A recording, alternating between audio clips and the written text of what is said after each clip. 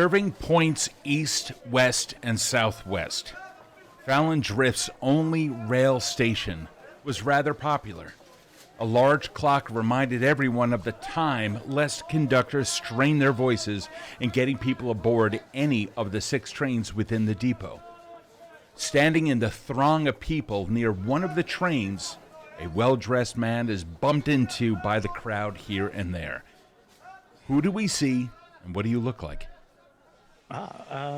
Before you stands an athletically built 5'11" male Miradil, or desert elf, as some may call him. His bronze complexion almost gives off a slight metallic sheen in contrast to his close-shaved, dark black hair with wild curls. His thick brows seem perpetually furrowed over some golden brown eyes, which always peer curiously at whatever he stares at. Okay. Alrighty. And you're standing on your toes, seeking to meet the eyes of 2 people who boarded that train that you happen to be looking at. And your hand is at the ready to wave goodbye. Who are they, Shahid, and what are they to you? So that first beauty right there, that's my moon, Yasmin. A beautiful Mirdir woman with delicate light skin, the color of milk. She has flowing black hair that reaches the middle of her back and large green doe-like eyes and a smile that could rage a war over. Fantastic. Finally seated, you found them, and you managed to lock gaze. Your daughter's face saw a wide smile spring upon it, perhaps a little saddened at the separation from her father yet again. Delicate hands clad in lace gloves waved goodbye furiously at you before turning behind her to get the attention of Yasmin. Yasmin's face peeked over your daughter's, a gentle smile joining hers.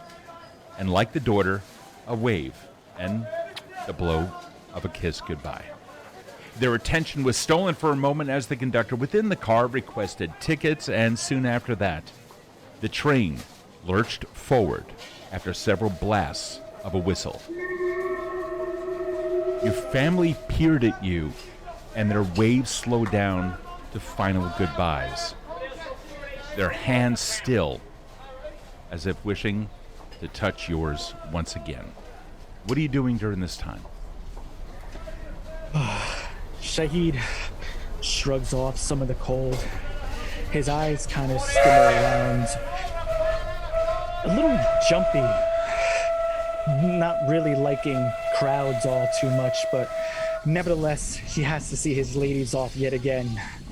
It's not an easy task for him, but he gives a final nod and turns his back, and he can't look back again. He just can't as he walks forward through the crowd, tucking his head down. Head down, looking down at the feet, carefully and dexterously moving between everyone. You can hear the whistle of the train disappearing in the distance. You also begin to hear the screeching of what seem to be wheels of the train itself. Something beginning to occur, another screech. And then you're beginning to remember something else. Sounds. Something horrific. Something emitting. Shrieks beginning to follow. The sounds. The whistle of the train slowly beginning to disappear. The chug, chug, chug of the train itself also now gone. Until finally, a friendly voice, regaling some story, slowly comes into focus, bringing you back to the present. You snap out of it. You've a drink in your hand, almost to your lips. Hey, Davis, Shahid over here is absolutely hell-frozen from your storytelling, laughed a balding man to the others around the table. Now, you happen to know Alexander Davis, and he's a level-headed and good-spirited civil engineer who you met some years ago on a seance bust. His then-wife tried conning him out of his inheritance by summoning spirits to convince him to leave it all in his will to her. Of course she did. Yeah, well, but white sheets and fishing line. New subscriber. Hello there. But white sheets and fishing line will only go so far. Well, of course, he's enraptured by my storytelling. Got nothing to do with it. Got nothing to do but perfect my storytelling with all me time. Now that is Squire Davis, and he often laughed at his own stories, and his laugh was powerful, as if it came from the very bellows he used in his smithy. And as I was saying, so when she come round the corner, she see the man there holding the pole, and that with that laughable tambourine there on the end, he's shaking it as if he himself were the ghost. Can you believe it? And then the woman next to, the woman on the opposite side, politely chuckling, saying, "'Tis true, I couldn't believe it," chimed in Dr. Levada Craig. There he was, dressed in all black like a mourner with his spiritual implements round him. Such a shame these charlatans and criminals take advantage of the deceased. But then again, charlatans and criminals have existed all throughout history. Alas, we shall never change. Another member of this Skeptics and Debunkers Club, which you know to be those around you and others who are not yet present, the membership of the Critical Eye. This guy, Dr. Lon Maltby, a professor of medicine at the University of Fallen Drift, then chirped up. He said, "Speaking of charlatans, I heard tell," he said, beginning to raise a glass to his lips, "that Ophelia Moore will be conducting a seance tonight." He reached into his waistcoat and pulled out a piece of paper, looked at it at his distance, his eyes weakening with age. "The Holstam," he said, pausing on that name. "The Holstam residence at 23 Winslow over in Mendington. The Sanders sisters will be present." "Holstam? Oh, by the gods, yes, a Holstam. They're going to try, God. They're not going to try to resurrect old Edgar, are they?" Now, Edgar, of all people, one of our very own? God, I'm afraid so. Even we of critical thought are not safe from these clowns. So, oh, naturally. Who's paying them a visit? Doctor looked around, and in turn, everyone passed on the opportunity to debunk yet another seance in Fallen Drift. Please, but you will have to let me, my compatriot. I have an appointment. Have to. You're going to do it then. Yes. All right. Well, I guess we're going to hear a very good story come tomorrow's meeting. Oh, absolutely. It couldn't be like the witches of West Dock. I mean, they were a troop. Three Spencer sisters selling satirical seances to stupid city folk. They couldn't predict whether their next cash cow were to swaddle in, let alone speak from beyond the veil. And there they were, trying to replicate the effects of a fog coming in by using billowed cotton. I couldn't believe it myself. Or the ectoplasm with the Muslim coming out of the. Oh, come on! And you know what we found? And then they begin to wonder why their house continued to smell like fish guts for so long. They just kept using that stuff. It was putrid. Oh, can you imagine their clothing? I had to throw it away. It was ridiculous. It was absolutely preposterous. I'm so sorry, but your clothing did reek for quite some time. So I'm rather glad you managed to get rid of all that. So it looks like it's you again, old boy. By the way, are you going to invite your doctor friend with you? We haven't seen him around these parts. Grungnir, I believe. Yes. No, the good doctor, he will absolutely be in attendance. Him and I have spoken, before today's meeting. He was unfortunately a little preoccupied to actually attend, but nevertheless, I'll give him all the footnotes, as it were, before we go to, what was that address once again? It was 23 Winslow Street. Winslow. Yeah, Winslow 23 Street. Winslow. Okay, yes, absolutely. Yes. I mean, it's Edgar's. I see if you can do something to knock some sense into them as well, because that's one of ours. He may have been a banker, and he may have had a very private life, and not wishing to share his own membership in our society, but Mrs. Holsam cannot fall prey to these things. No, absolutely. She, being the widow of one of our very own, we have to protect those close to us and their loved ones once they have departed. So absolutely, without a doubt. I'll personally see to it that this Ophelia Moore. Ophelia Moore, yes, is handled properly. Well, take a careful hand, and oh boy, we won't be too heavy-handed. Absolutely, just maybe a little knock of a chair out of the way here, or a little pressure there. You know. Careful now, careful. And she's been around for quite some time, so she tends to keep it on the low. And of course, we don't want our own identity. You understand. You know what? You're absolutely right. I get ahead of myself. Well, this is normal. Well, I'll tell you what. How about you? Let's see. Oh, goodness me. It seems like that the blessing of Fallen Drift is upon you. It looks like you have just received, courtesy of the audience over there, a +1, +2, and +3. So you can add these modifiers either independently or together to any dice rolls that you have. Plus, you have a total of 3 what we call urchins here, which are 3 advantages that you can use as a reroll. So keep that in mind. All right. So if the hype train continues, I can't believe. Wow, you guys they're amazing. All right. Yay. So having said that, the meeting is quickly adjourned. It was at 10 a.m. Most people have to go back to work and what have you. What do you do for a living in Fallen Drift? Well, as it were, I'd like to stay to my studies, to stay up in the latest occult terminology and going about. But after all, I dare say I am a believer. So I do read the old texts and literatures and actually try to stay up on it. You see, in order to properly debunk, you have to first be able to read the truth from the malarkey. So you do believe? Disturbingly so. I see. My issue is I don't. How can I put this?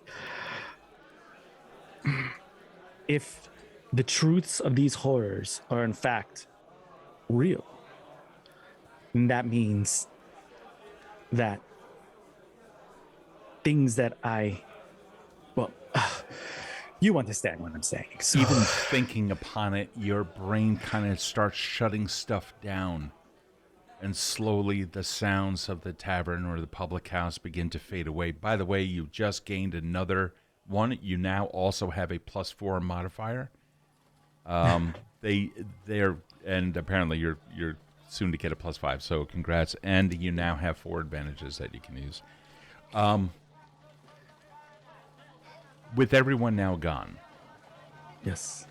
What would you like to do?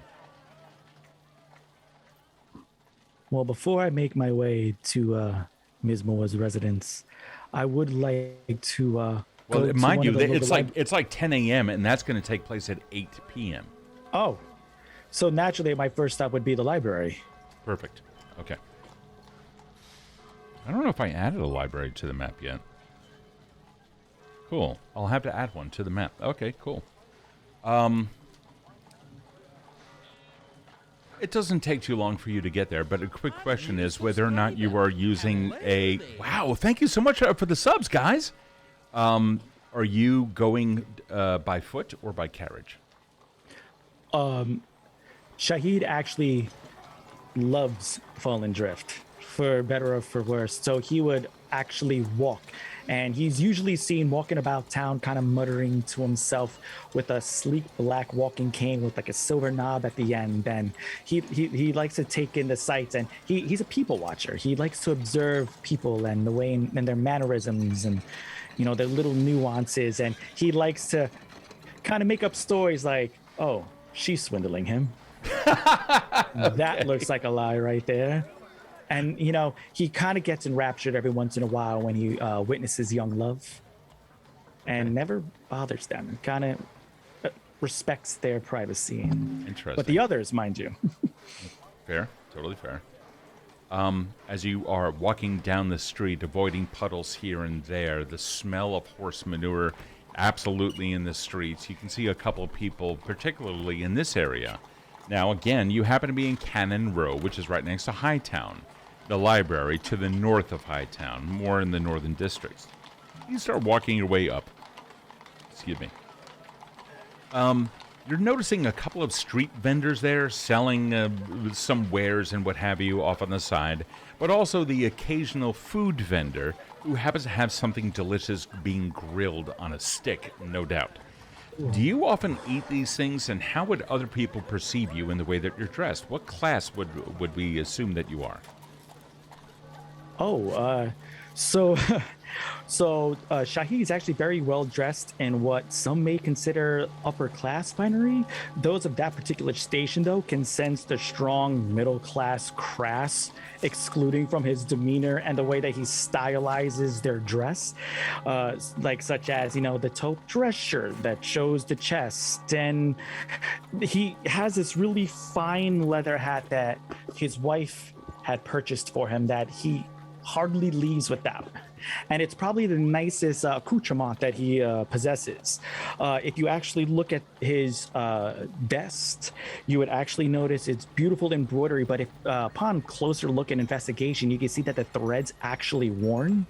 So you could tell that even though he likes to dress in fineries and such, it's a little wear and worn. Okay. As you're passing by some additional street vendors, you happen to see somebody there that is selling what appears to be potted herbs and plants. Taking a quick little look at them, you recognize some of them as coming from the apothecary, not too far from the muted specter. It looks to be fairly legit business, but the one thing catches your eye. You see that they are mixing in with the dirt something beige, crystalline, small. It's sand. It's sand. Like literal sand.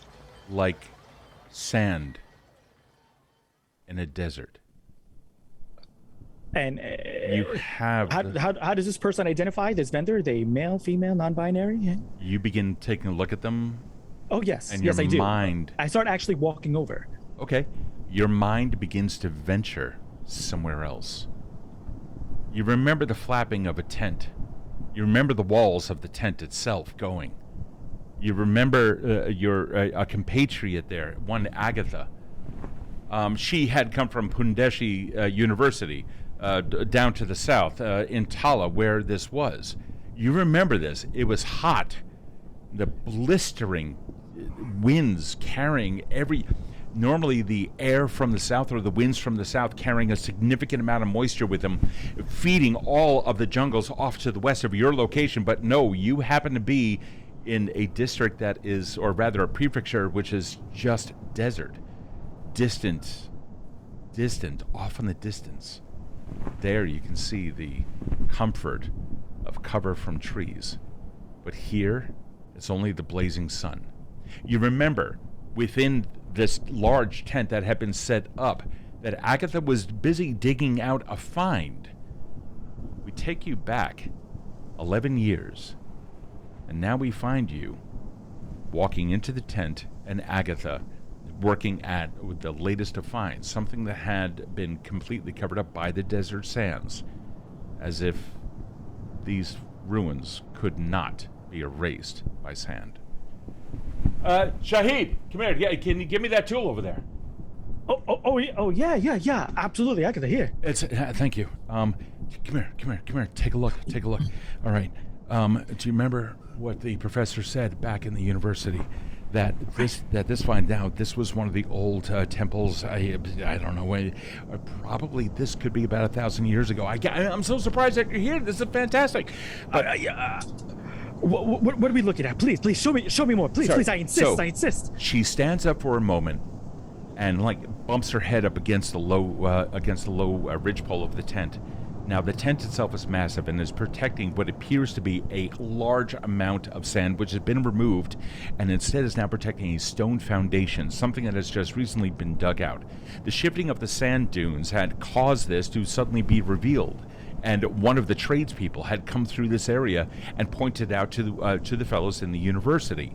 The fellows in the university just last week managed to get up here and set up the tent in order to protect the find. Of course, Digging of course. down, you were able to see just on the outside of the tent copious amounts of sand that had been piled up on the outside, a shovel pitched in it. Now you see a stone foundation of some kind, cracks in the stone, very large stone bricks laying down something. A stone wall on one side of the tent had already been uncovered, and some sand now constantly being blown away by the flapping of the tent or the wind which is still escaping inside. Some of the sand is still over there, sweat dripping down off of her brow. We don't yet know where, what temple this is, she says, wiping off the... This is miraculous. Yeah. Do we have an age? How old is this? We have...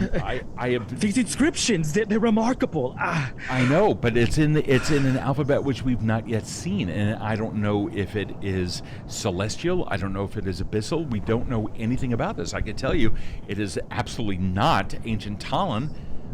May I have a perception check, please? Oh, absolutely.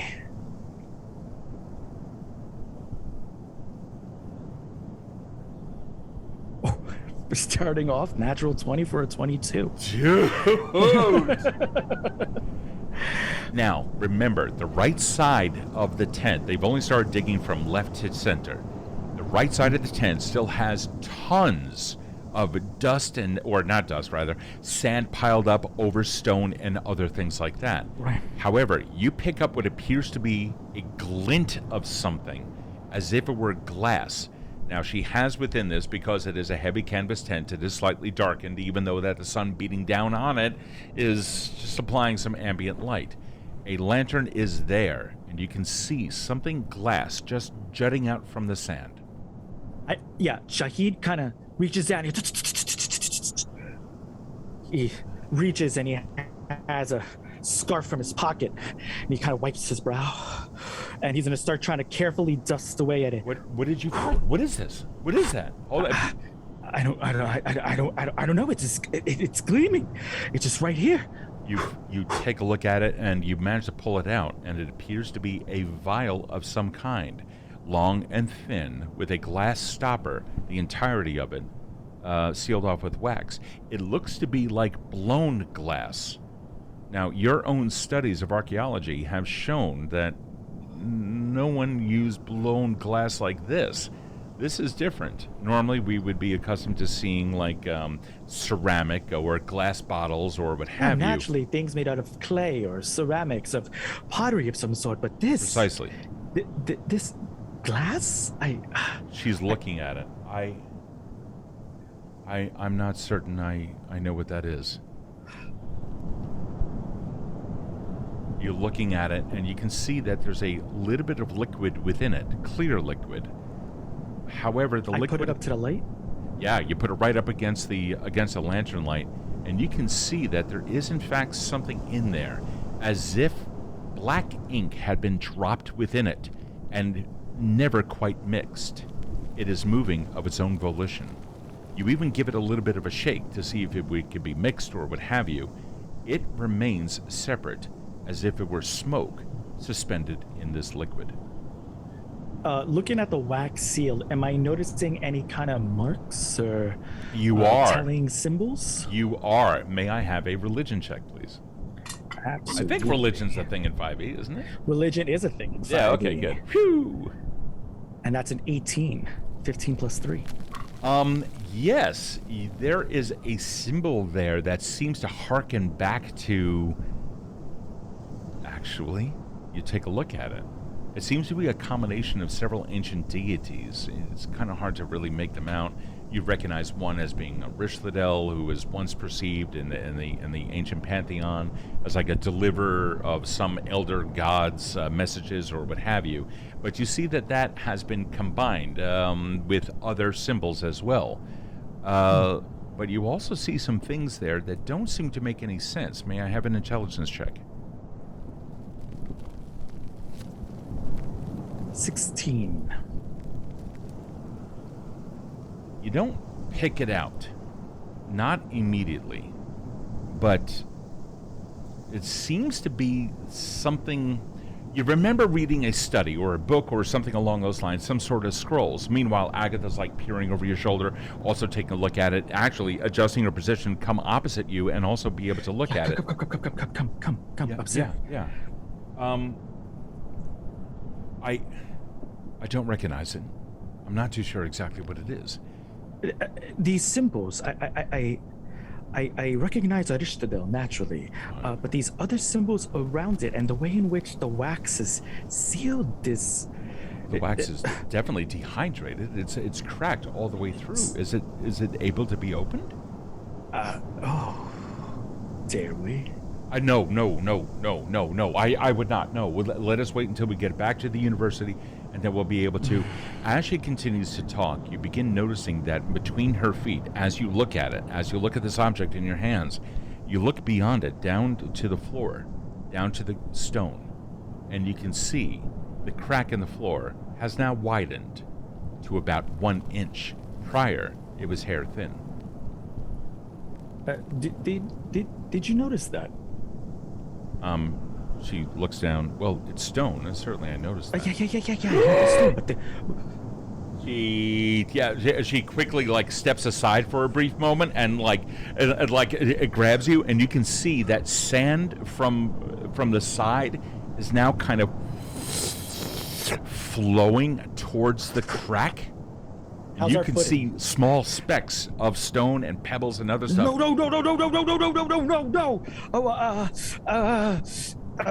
What are you doing? Can we stop this? Do we want to stop this? She's taking a look back, and and you all, well, both of you, you can see that there is something, in fact, beginning to happen. In fact, the ground under you all of a sudden starts rumbling. You see one of the large blocks itself also beginning to shake a little bit. And may I have a dex save, please? 18. That should be fine. Yeah, the rock that you're on, it starts to tilt a little bit. Easy. Dude, I rolled a 1. I'm gonna reach her now. Okay, all right, no problem. Give me a strength check real quick. Hold on. Strength, my specialty. Oh, great. What do you got? 9. No, dude. Do keep in mind you have a +1, a +2, +3, and a +4, courtesy of the amazing people over there. If you want to use any of that. 2. We'll use a +2. You want to use a 2? Okay, so yeah, we'll use a +2. All right, cool. So yeah, you got an 11 dot on it, and you reach for her. You manage to grab onto her a little bit, and then that's when the whole thing just completely opens up. No! One of the rocks immediately falls. You see the sand just begins to shift itself in there. As you're doing, or as you're holding onto her, her entire body now lolls off down into some sort of a chasm. You're holding onto her with everything that you have. New situation has changed. You still have a, give me another strength check just to see we have this. He puts the bottle in his mouth and tries to reach with the other hand. Okay. Oh, dude. Give me a strength check. Give me a strength. 13. No, it's the additional weight. Right, you're holding on to it. You can feel like the sweat is beginning to cause a little bit of slippage. No. You see her grip. She swings up with one hand. Dude, I got a fucking 2 for her. Oh, this is so not good. She grabs onto one of the rocks, and even that starts giving way. She's about to let slip. Do you want to try an urchin or anything along those lines? You got a 13. You can add more to it if you want. You have you have a 1, 3, and a 4. Let's do a 4 right now. A 4? Okay. Yeah, not a problem. You managed to hold onto her, but I need you to make a dex save because that thing in your mouth. Let's see what happens. What are you doing? 11. It's fine. It's totally fine. It slips right out of your mouth. It slips out, and you just see it go straight down into the chasm. You're waiting for a little bit. You hold her, and you manage. Thank goodness you managed to save her. You pull her up. Are you okay? Are you okay? I think I'm alright. She's looking around like what the hell is happening? And she's backing up out of it. And you hear something. I peer forwards. Yeah. There's a... It shatters. There's a crackling of energy, and you see like a red smoke beginning to appear. Self-illuminated red smoke some 200 feet or so below. And then silence.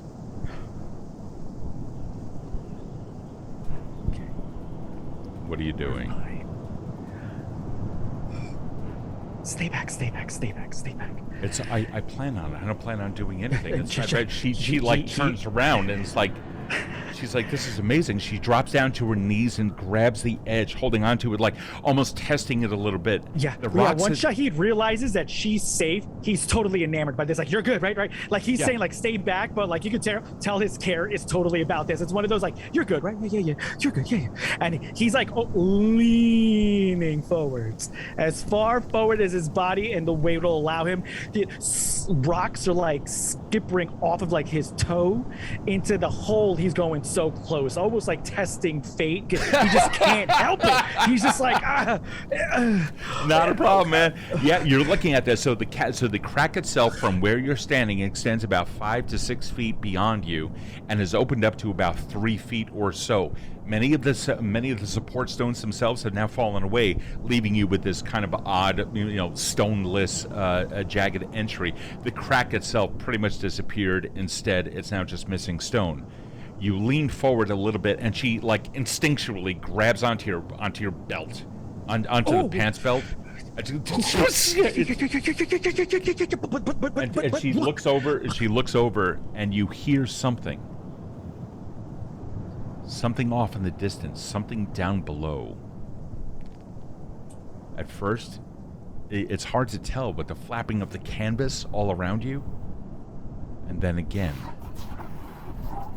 something echoing up from down below. And then you hear a train.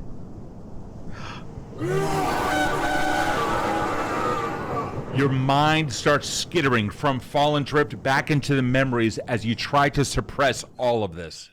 Are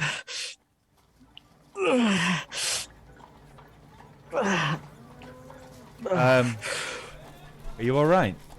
Asked the person behind the flower booth. Yeah. Oh. I must ask, what was it that you were doing with that sand? Mixing it into the dirt with some drainage. You mean to tell me that you're using sand? Well, this particular part needs it. Drainage.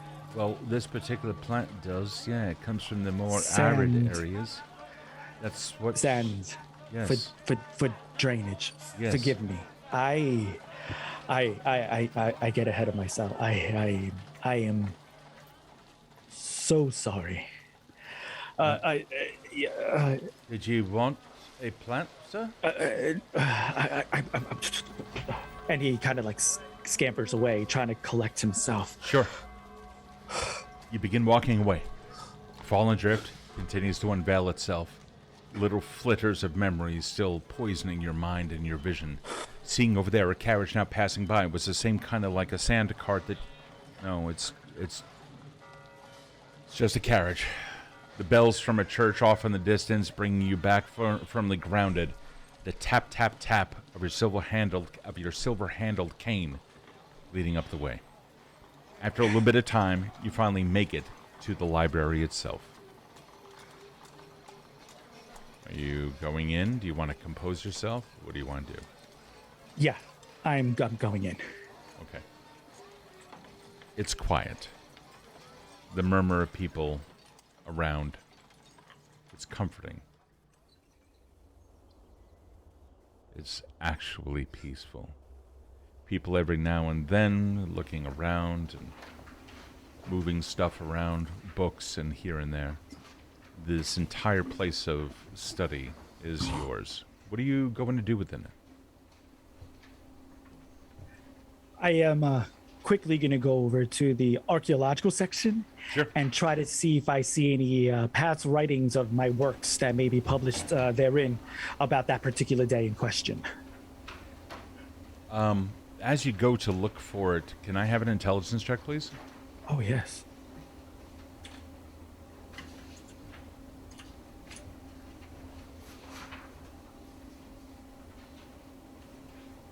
What do you got?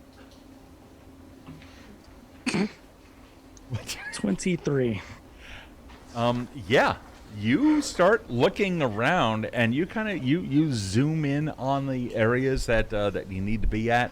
You find then some old books, like about those that you had released. How many years ago was it? Maybe a little over a decade ago. So, okay. All right. So while you were still in Tala. Yeah. Okay. Yeah. You find one of your titles in there. It was something about what? Do you happen to know the name of it, by any chance? I know that we're improvising here, so I don't want to put you too much on the spot. It's just called Sands of Time. Sands. Ooh. I have a feeling I know what one of our session titles is going to be. Yeah. You find it. What are you going to do? Things from that day are quite foggy here and there. I can't quite remember. Did we ever delve deeper into that area? Did we? I believe we did. Audience, may I please have an exclamation point D100 or D%?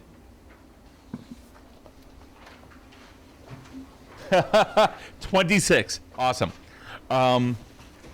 You take a look, and inside the book, you see it's dedicated to your daughter. What is the inscription on the inside cover? To my moon and stars, Anjali. May they never be out of your reach. You remember something had started to crawl up out of that hole. Something. The heat of the sun bearing down on you. Something. You saw the glimmer of a claw or something along those lines starting to make its way out. She starts to scream. Agatha. No, get out! Get out! Get out! Come! She's now beginning to read. She is left it whatsoever. Are you leaving the tent? Or you're staying behind? What are you doing? I'm leaving the tent. Okay, you begin to run, and oh boy, do you run as fast as you possibly can. Your feet barely able to make any way. Now, luckily, Yasmin and Anjali in a tent were not too far away. You did bring them out on this expedition. You brought them over there. This was your own personal tent. It's just about another 100 feet or so over there. Hopefully, whatever the hell this thing is not going to make its way over there. And that's when something occurs from a distance. Somewhere behind you, something rises up, and the entirety of the tent itself begins to fall over. And as if to... I kind of dive and roll forwards. Losing my feet, kind of scammer. The sand is going through my nails. Shit. Absolutely, yeah. There's a horrible rain of sand down on the area as this thing then pours out. Some kind of a creature now wearing the tent itself as it sloughs off, rises up out, and you can see a claw digging down, a claw as wide as your body. You continue to run closer and closer to the tent, and you can see your wife looking out, and you see her scream for a second, and she runs back in order to grab your daughter. Anjali! Yasmin! You are going... Come to me! Yeah, to my voice! You start running and even faster. Can I have a Constitution save, please?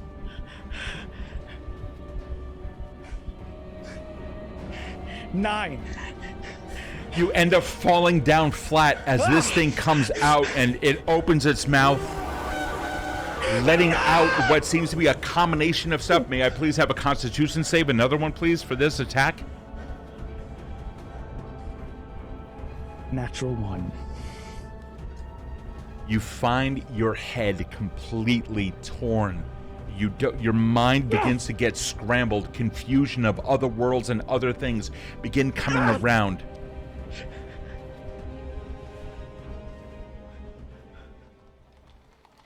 The pages of the book contain words. One hand holding on to it, shaking. You see a drop of sweat fall on one of the pages and slowly spread out into the fibers.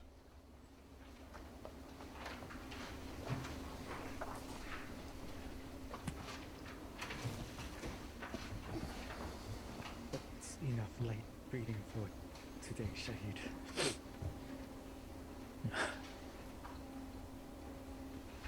You see someone coming by with a rolling cart of books, putting stuff in. Are you looking pale? Like, how do you look to someone else? Oh, he is totally pale. His lips are blue. The copious amount of sweat from his forehead is just dripping down into his brows, and good day. As it were. Good day, sir. Are you all right? Yeah. Do you have the time? Takes a pocket watch out. 2 p.m., sir. I'm sorry. 2 p.m. Yes, sir. Thank you. Of course, sir. That's when you're reminded that only 6 hours hence you have to meet your doctor friend. You haven't yet sent him a message or anything like that, but you also know that the library does have a paid service in case you wish to send them anything. Yes, I must write Grungnir. I must let him know to meet me at 23 Winslow. Yeah, I'm sure he'll be up for it. So I want to go to that location so I may send postage to my dear friend. Okay. Yep. You find the page service there in the library. And you see a young kid eager to earn his copper. He's looking right at you, and he's like, "Yes, sir. How can I help you?" Yes. I wish to send out a message, as it were, to my dear friend, Dr. Grungnir. I don't spell much, so you're gonna have to write it down for me. Oh, yeah. And I'll take the parchment from them, and I'll write out a letter for Grungnir, as it were, to meet me at 23 Winslow Street. The charlatan Ophelia Moore. Is that it again? Oh, sorry, sir. Don't mean to listen in on you, sir. Oh. Yeah. And It's how I learned to read, sir. I'm sorry? It's how I learned to read, sir. I sometimes, before they get sent out and the wax seal gets put on it, I read the messages and I learn how to read. If you don't want me to, sir, I won't, sir. Oh, no, please, by all means. He takes it out. He cannot read anything you wrote, and instead he just, like, lights up a candle, melts the wax, puts it down in there. Your choice of seal, sir. And he, like, holds out a box of, like, brass seals that you can use. I look within, and I notice one that looks like an eye. Sure. And I grab that. Okay. And I'm like, nah. Put it down. Okay. And I see one that has an S, a simple S. Okay, yeah, not a problem. And I hand it to him. All right. Thank you, sir. And like, hands it back. That'd be 2 coppers, sir. Oh, 2 absolutely. penny. I actually give him 3. Oh, thank you, sir. When do you want this delivered, sir? Immediately, please. Oh, yes, sir. He reaches over for a stack. He places your letter on that stack and takes it. I'm off! I'll see you later, ladies! Good day, sir. And then he's out of the door and he's going to go make his deliveries. Very well. So that should be for Grungnir. You see a sign there. It appears to be, it's like on a small stand. It's just kind of like tacked up to a wooden board there. And it informs you that there is a lecture on the occult taking place. According to the time that they said, it should be happening right about now. Or actually ending about now. Oh, time got away from me as I was reading my literature. Yeah, so I put down the book. I make sure he sent okay, and I'm going to go catch the last bit of that meet. All right. And you manage to make your way through some of the halls, and the door opens up, and you can, well, before you, there's like maybe 70 people in here. It's actually pretty popular, considering that the library is actually attached to a university. So the lecture then continues. And that is why we now come back to the unfortunate sacrifice of the emperor, and now we can see that history has now come full circle. So that's it for today. I hope that you enjoyed it, and I hope that everyone else is I hope you enjoyed it. Take care now. And you can see the man who was then delivering the lecture. He begins to shuffle around, and some other people, they kind of begin to murmur around and shuffling books and other things like that aside. You recognize, just judging by their dress, that most everyone here was a student of some kind with a couple of teachers. This is going to afford you any opportunity that you want to be able to ask any questions of an academic nature. If, in case you happen to have any. Of course, you can always just turn around and walk away, too. No, so Shahid would peer over to one of the nearby students, and he would go... Some lecture, eh? Yeah, it's he's not bad. Today he was kind of off, but the doctor's really good at what he does. Yeah, absolutely. So it seems as if this is an occult study? Is that what you train in or learned in? Well, more history. It is the occult studies was just the nature of this. That was the topic. I have to go to class. Before you go, yeah. Are you familiar with the workings entitled The Sands of Time? Let me see. No, never heard of it. And he leaves. I rolled a 1. Oh, but... One day. And he kind of fixes himself. All right, cool. Yeah, you take a look around, and you can see always a bridesmaid. No problem. So yeah, you're looking around, and you can see a couple of teachers and whatnot are beginning to mingle about. One of them is coming close to you. Good day. Good day, sir. And he continues to walk. Unless you stop him. Shahid is really trying to collect himself right now, being that he came at the very end of this lecture. He has a very confused look on his face, still trying to make sense of all the thoughts that are running through his mind. Like what?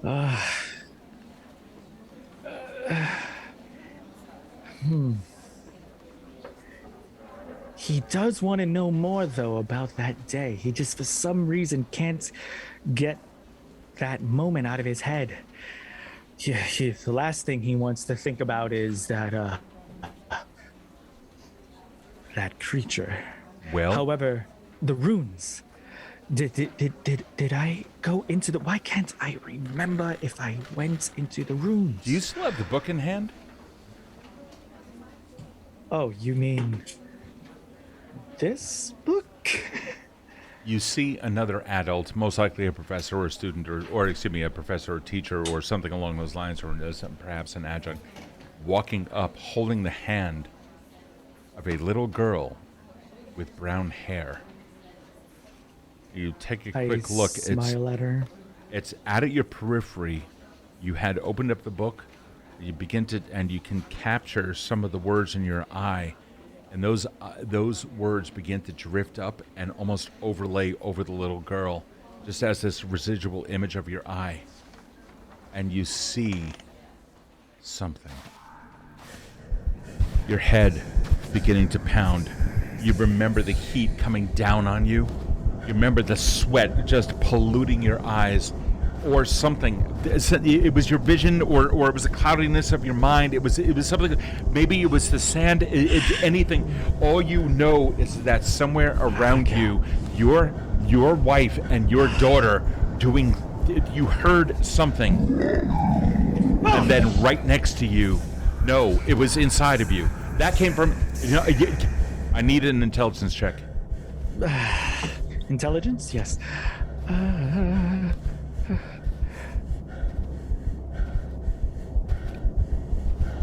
17 plus 3 for a 20. Fantastic. Yes, you absolutely recognize the origin. You realize that whatever this thing is, it's now absolutely 100% in your head, and it was not your thoughts. You know that whatever that is, it is outside of you, but it is definitely within your head. You hear from behind you, creeping up. It's right there. Your eyes just look up, squinting out at the sun, and then just a shadow. You see this massive creature with claws, and then cloth being dragged up, and you hear screams. They pass by. The little girl looking up at you, smiling, and she and the adult continue to walk away. Anjali.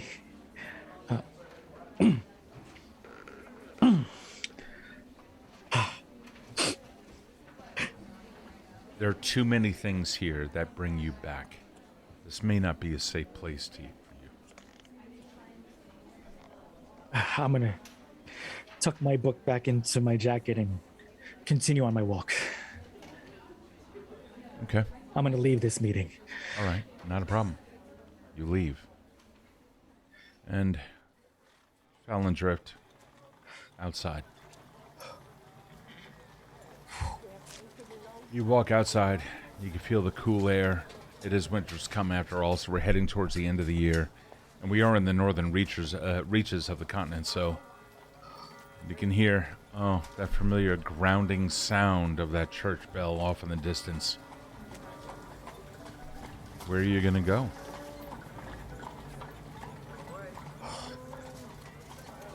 Right now, I can use a drink. Okay. Yes.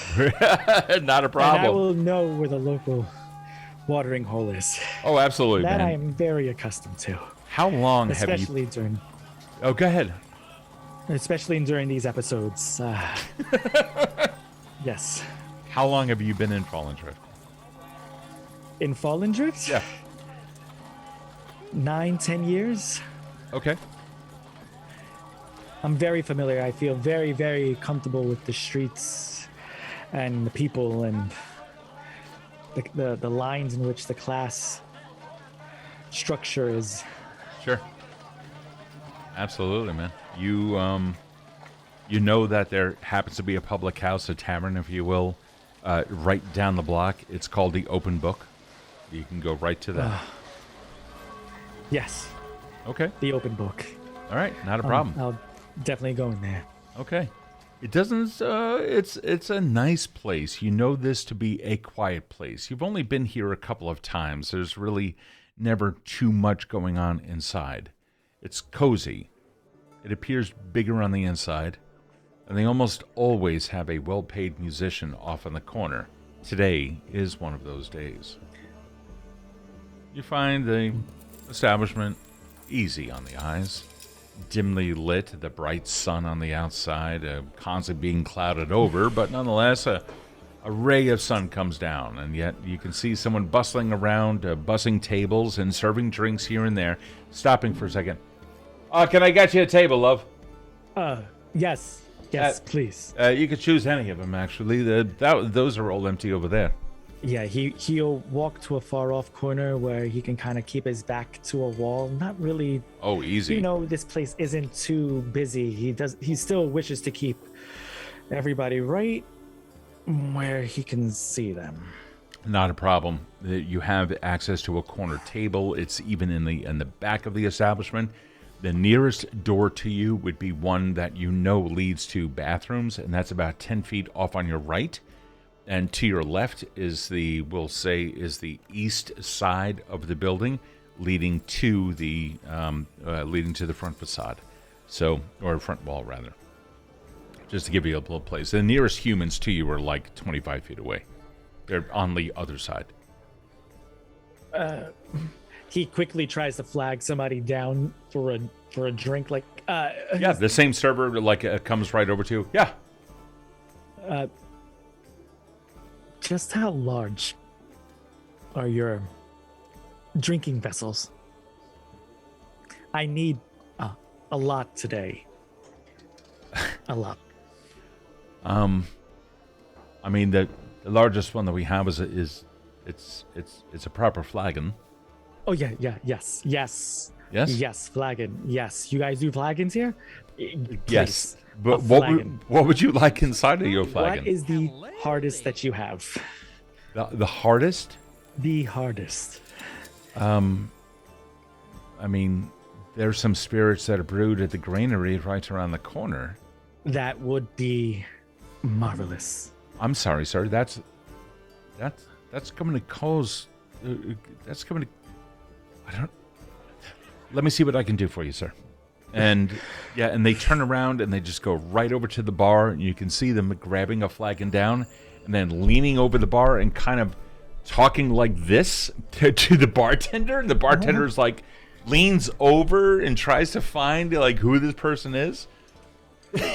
They see you and like turns around and like grabs a bottle and like just starts pouring. While he's pouring, the server comes back over to you. It's going to cost 3 crowns. Do you mind, sir? That's going to be gold. He'll take out exactly 3 crowns and kind of feel that his pocket's getting a little light. But he'll keep that to himself and, of course, 3 crowns. 3 crowns. And he drops it on the table. Right.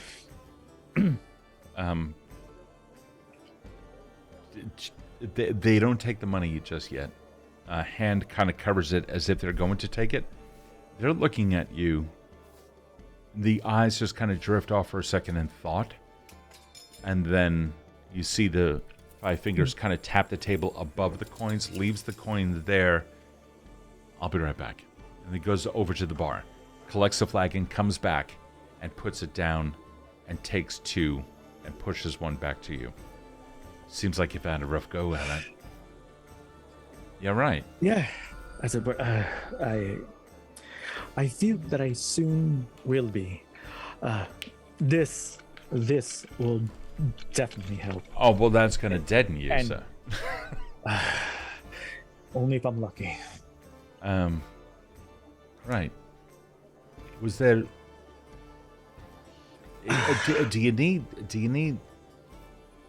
Do you need assistance in some way?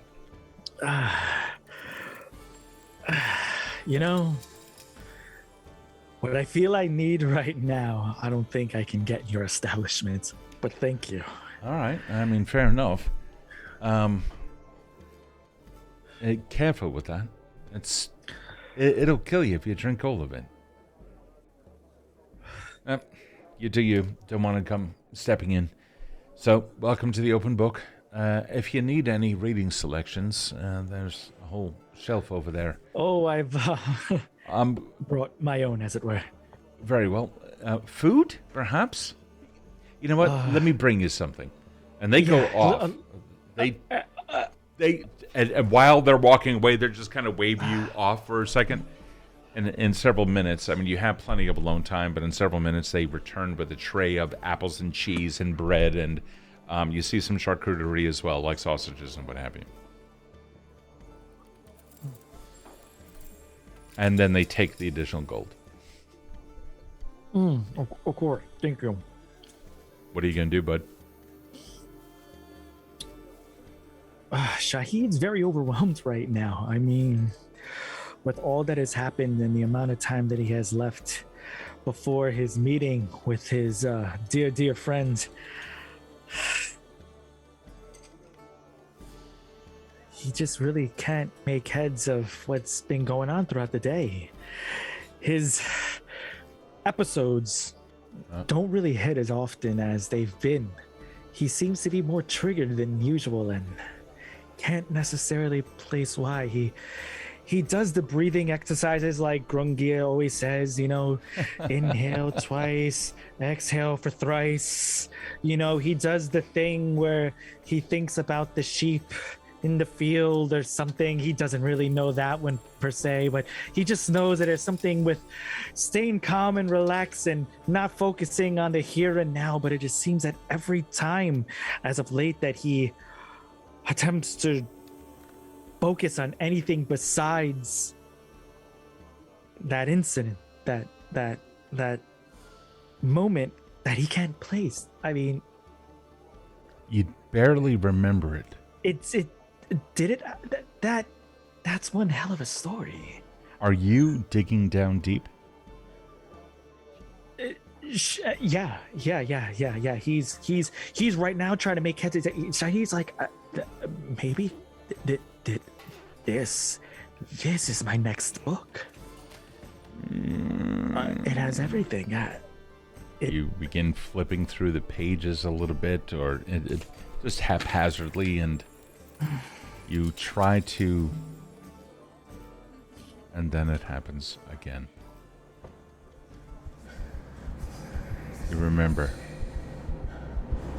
portions of the fabric. You can hear your heart in your head. You can hear your breathing in your head. And just out of the corner of your eye, as the tent gets lifted up, you can see a clawed hand come and shred the entirety of the tent itself. You can hear the screams. And then you look down for a quick moment, trying to get yourself back up. And you look at your hands and you see that they're covered in blood. You can see it's your hands themselves. Like, you can see claw marks distanced apart, and the same as a human hand against the outside of your arms. You remember screams. You remember something, and all you know is it was speaking to you. Something was inside of you. Something was talking to you. Something kept telling you what to do. It got inside your head, but you know that it's not part of you. But it continued. And then the shrieks. All from the outside. Something was out there.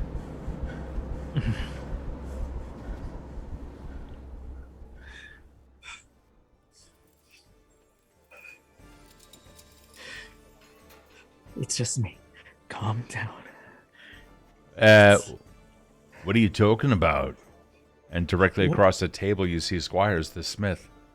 Squire, nothing, lad, nothing. Good literature, good reading. The third eye that opens up. Truly. Shahid. Yeah. I've been sitting across from you now for about 45 minutes, looking at you. Wait, 40. You've been lost in your head, so I'm telling you right now that whatever it is that you've got going on, it's not fancying you well. I look inside my cup. How deep in my cups am I right now? Not at all. You haven't really touched it. I touch my dry lips. You better take a sip of that water there that I got you there alongside that nice little flagon of yours. Are you all right there?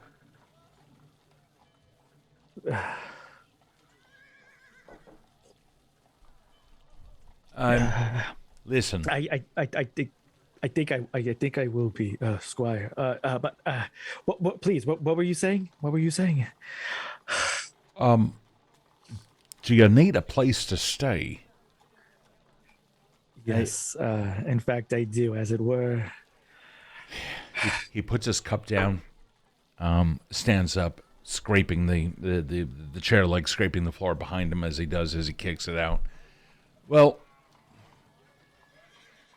I've got a place. Happens to be just in north, up here in North Town. If you don't mind, a little bit of a squalor, that you might call it. I've got something here for you. No, that would be very much appreciated. I could definitely use the company and the roof. Are you planning on going tonight? Yes. Damn it. Yes. Well then. I need this. Squire, you understand. I need this. I understand. I'm just saying that, the past few days for you have been a little bit on the rough side. And I understand, and it's been marvelous that you've lended me your ear and, allowed me to visit you at your smithy and just, have this civilized conversation with somebody other than the dusty tomes that I read for countless hours. So, well, thank you. Tell you what, then, why don't you follow me now, and we'll go set you right. You've got to be in the proper mind for this for tonight. If you're going to be like debunking, come on. He stands up and starts with a begging hand. He gestures towards the door, and he looks over at the waitstaff and flags them down as they start coming over. The same server with the towel in their hand, trying it off, hurrying over. He reaches into his pocket, takes out a silver, and flicks it in their direction. The server catches it. Thank you, love. And come on, Shahid. Let's go. Let's get you right and proper. Yes. You end up going back out into the streets, crossing busy streets here and there, carriages walking by, the latest church still ringing bells somewhere off in the distance. And as you get up to that place, you can finally smell the salt, or rather the water from the river in the north end, and then the smell of a charcoal hits you, and the clanging of metal. You've arrived at his smithy, at Squire's smithy. He takes you in the back, and he acknowledges some of his workers. Gonna have this friend here stay with me just for a little bit. Continue with your work there, Johnny. That's good for you. Keep going there, lad. Come on now, Shahid. Let's get upstairs. And he takes you up. Shahid would follow. Yeah. Kind of gives a nod of the head to everybody. Familiar faces. Listen. He stops mid-stairs and looks down at you. Go on, Squire. Give it to me straight. We've not known each other too long, and I've not known you to fall into the same kind of squalor that others have as well, but your upkeep as of late would say otherwise. Are you in need of the coin?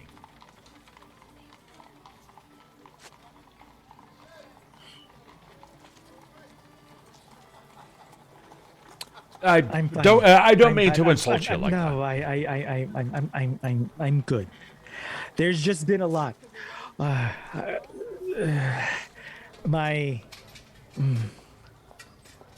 just been having some thoughts.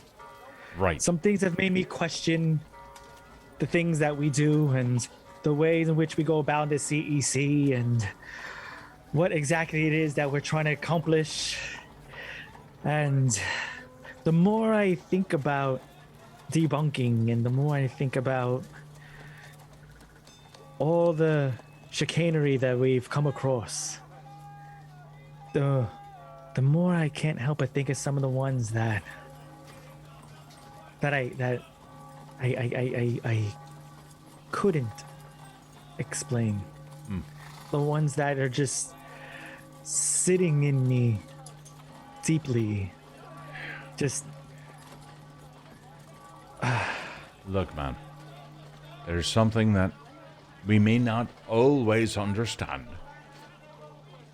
We're going to come across things.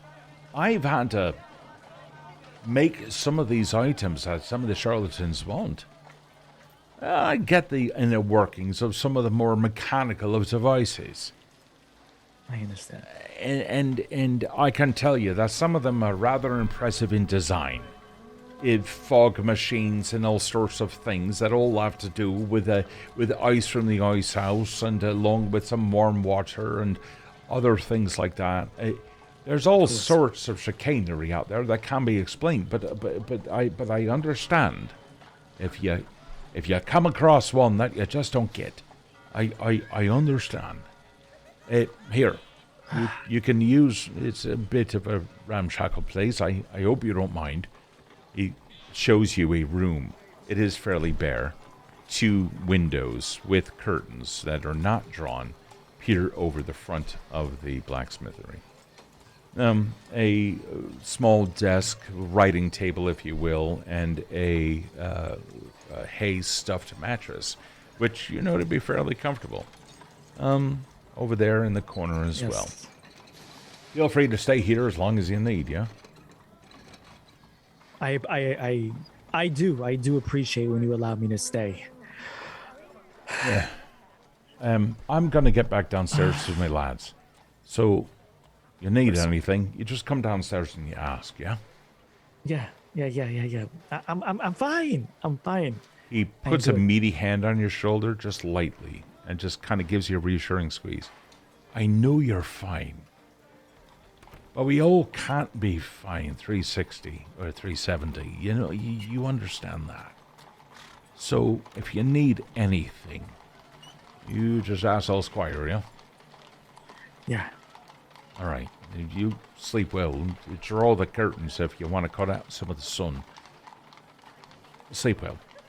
In a awkward pause, he looks at you and nods as if to, yep, well, that's fine then. That's a satisfactory goodbye, and he exits.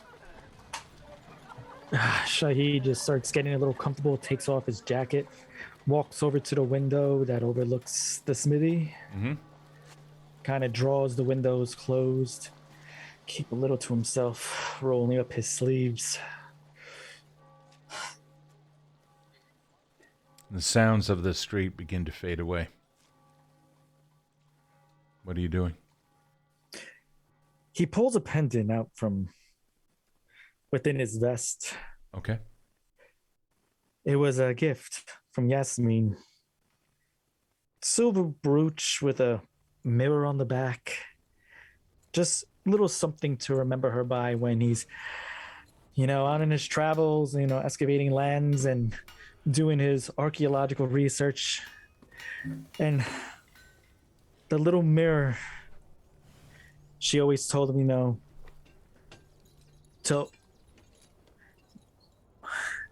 she always told him to look at it and observe himself and to always know that he's worthy. Well, I don't know how she knows these things. She always knew these things. You look at the mirror and you see something that is kind of odd.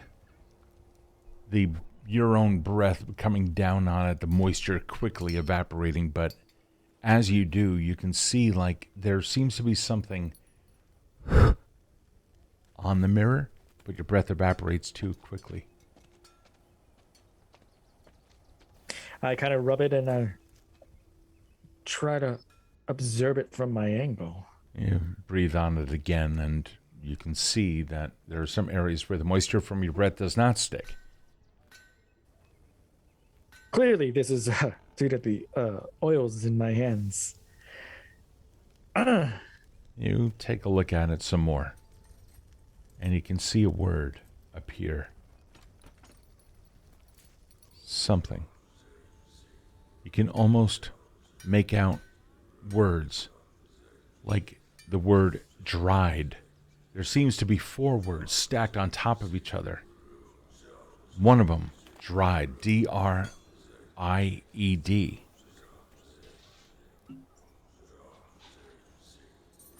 What are you doing? The word dried has appeared to me within the mirror. Yeah, at the very top. Like when you breathe on it, and you can see like the entirety of it kind of gets clouded over except for 4 words. You concentrate on the first one before it quickly disappears, or before the moisture quickly evaporates into the air, and you see the word dried. There are 3 other words. Dried. He quickly rushes over to his jacket. Okay. And he grabs a sleeve, and he's gonna rub Okay. the portion of the mirror that says dried. You do. Without breathing on it, you don't know if it's gone or not. Yep, you do. You breathe on it, and this time you see a second word appear, and it says one. W-O-N-E. One. Tried one.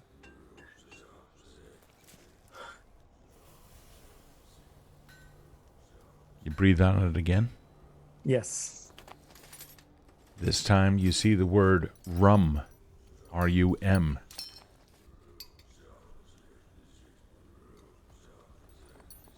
Are the other words vanishing, or are they just stacking one on top of one another? Stacking.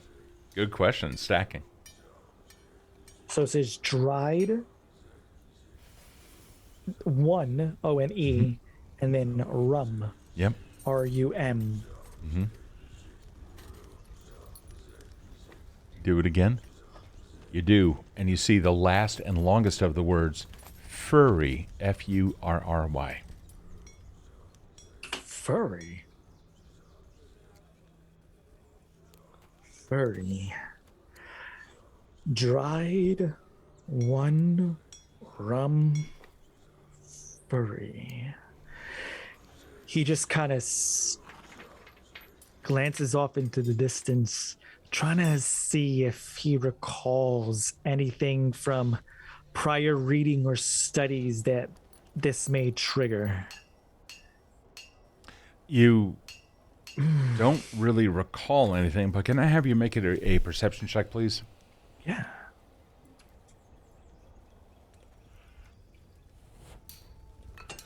Perception. 13. You notice out of the corner of your eye, it's gotten really dark in this place.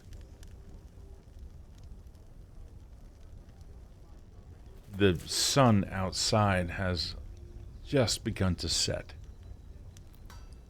You look outside, and while the blacksmiths down below continue to work at their craft, the sun is in fact going to disappear soon.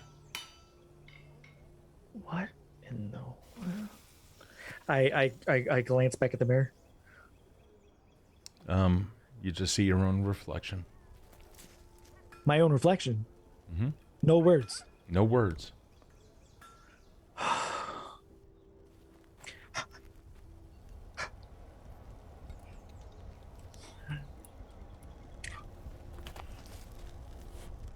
What time is it? What do you do? He looks for some kind of timepiece within the room. You look around and don't really find much. But you do hear a church bell.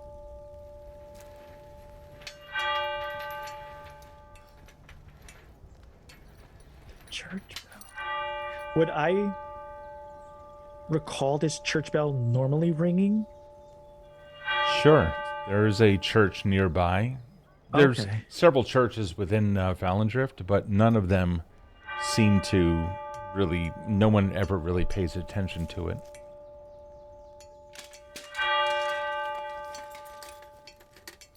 Or rather pay attention to the religion celebrated within. And you hear 7 chimes come out of that bell.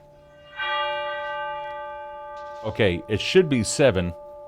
My sound thing just made 8. It's 7. Fucking 7. thing. 7. 7 chimes. 7 chimes. 7 chimes. Shit, it's almost time. And he's going to start gathering himself up. Okay. You feel rested. Honestly, you feel rested. As you put on your coat and everything like that, and you sort yourself out. Yes. Okay. Shahid, Yes. you take as you're putting your stuff on, you can see the bed looks like it's been recently laid down upon, and your shoes are next to it. My shit. Looks like you got a rest.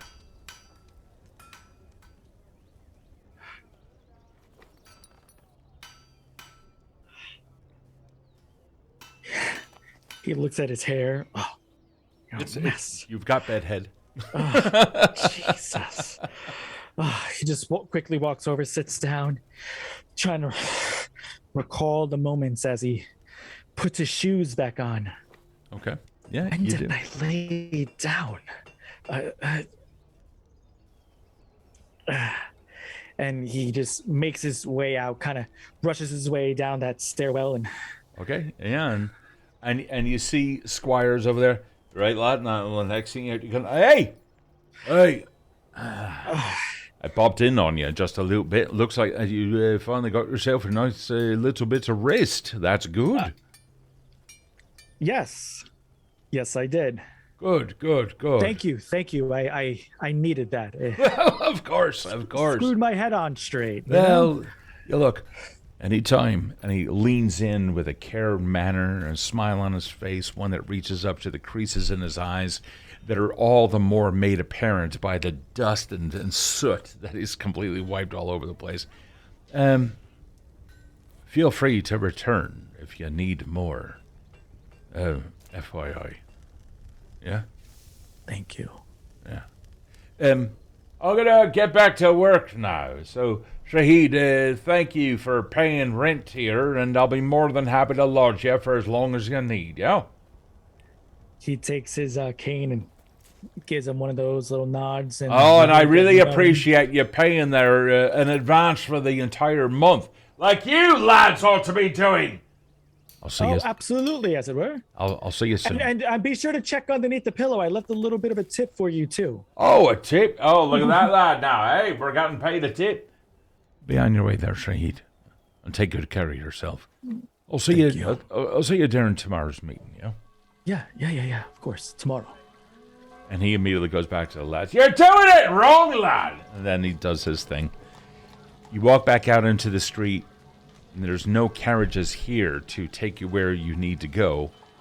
The nearest place would be back down south, and by that point, you can just skate across over the course of the next hour and get right into Mendington as you need. Yeah, he's just gonna kind of make his way through the city right now. The rest did him good. He kind of seems a little rejuvenated and refreshed. He's telling himself. Clearly not remembering a damned rest. But tries to put on the face either way. It is what it is. Kind of gives the nod to people as they walk by. Little tip of the cane. Okay. And as you do, there's a slight pitter-patter of rain that makes its way down. And the cobblestone streets now beginning to glisten in the light pattern that hits.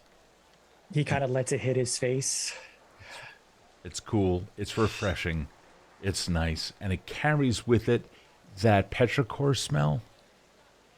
It just lets you know that, yeah, there's some air up there. It's coming down here. It smells fresh. And even just temporarily, the rain kind of sates all the manure and shit in the street. People are coming out and in. People still hanging out outside of various establishments as you make your way through the various districts. It doesn't take you too long. By about 7:50 or 7:55 or so, you end up making it to this place, to 23 Winslow, in the southern portion of Mendington, in the east of the city of Fallendrift. As you do, you can see that a woman has arrived, wearing all black, her hair up in a bun. By the description of others in your society, this would seem to be Ophelia Moore. She seems busy and hurriedly coming in. You see another gentleman, clean-shaven, tall and thin, wearing a hat. He, holds it down and looks up at you, and they walk up to the door. There are two women also, similarly dressed and look alike in appearance. These must be the Sanders sisters, cousins to those that are within, including the missus of the house. Everyone here, from your recollection, knew Edgar, but not many people aside from you knew that the deceased was also a member of your own society. Right. So I would want to stay across the street right now. So as that good gentle gave me the nod, I'll give him a little nod in recognition. I wanted to definitely allow everybody to go in. And as they do, Shahid's eyes just kind of narrow, observing the building from the outside. Seems to be a house placed very, right next to each other, barely an alley between them. Okay, Edgar, let's see. And then he kind of makes his way, to the left of the street a little bit. And basically what he's trying to do, he's observing the building from the outside, looking to see if he notices any open windows, maybe a ladder going towards. He's trying to basically see if he's spotting any of the prep work that it may take. Absolutely. Okay, so make a perception check and let's do this. Cool. All right. Cool.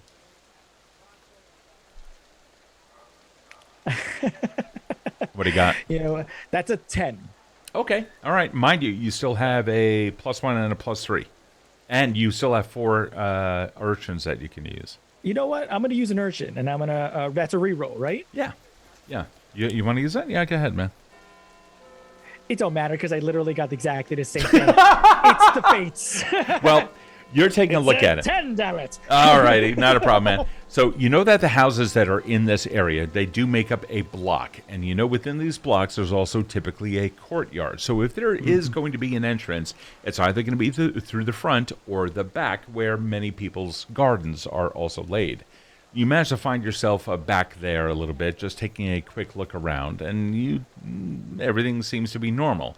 You find the residence's back door. Ms. Moore, you Oh, yeah. No. good. You find everything seems to be normal, and the rest that you had is really kind of confirming that as well. Your mind is clear. You don't have anything going on there. Everything seems to be okay. Life is finally quiet. The garden is undisturbed. The back door is there in front of a small stone walk. You see that the curtains have been drawn. You expect this in a seance to be as dark as possible within the premises. You look up at the roof, and you do not notice any smoke coming out of the chimney. No fire is there within, even though it is a little bit on the cool side. You can kind of catch the glimpse of some candlelight from within, perhaps the crystal in the door windows, but also to be expected. And because we'll assume that you get a little bit closer at one point, you can hear some. He's once everybody makes their way in, and he kind of feels it's safe. That's when he will actually approach the street, giving it a very quick once over, not necessarily giving it as thorough look as he may if he would have came earlier before the guests arrive. However, he doesn't want to give him his position away. You know what then? And so this will be fair. Let's say that you arrive there like 10 minutes early, and then you totally case the joint. Is that cool? You want to do that? Oh, sure. Yeah. Let's totally say that you do that. All right. Rather than, and then now that you know that that everything looks secure, doesn't look like that anybody's waiting on the outside, nobody's up on the roof, to make the footsteps of the house or some weird shit. Everything's on the outside seems to be okay. Straight hand dealt, Ms. Moore. Straight hand dealt. And then you arrive back at the front of the house, and that is when you see Ophelia Moore in the black dress. That's when you see the tall gentleman with the hat who nods it to you. That's when you see the Sanders sisters, cousins to those within.